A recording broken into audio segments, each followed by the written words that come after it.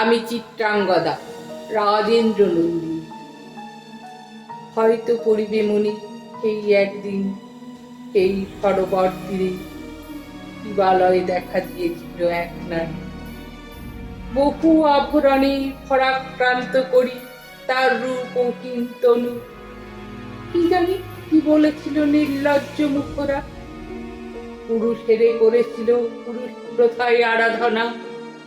প্রত্যাখ্যান করেছিলে তারে, ভালোই করেছ। সামান্য সে নারী রূপে গ্রহণ করিতে যদি তারে, অনুতাপ বিধিত তাহার বুকে আমরণ কাল।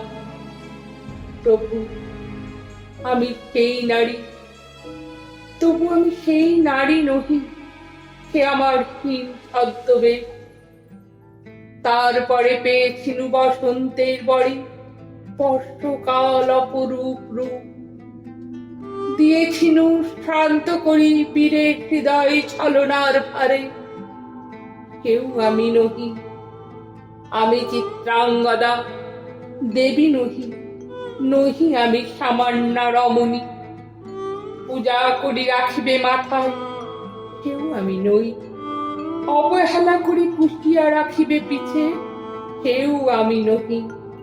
যদি পার্শ্বে রাখো মোর সংকটের পথে, দুরহ চিন্তার যদি অংশ দাও, যদি অনুমতি করো কঠিন ব্রতের তব সহায় হইতে, যদি সুখে দুঃখে মোরে করো সহচরী, আমার পাইবে তবে পরিচয়।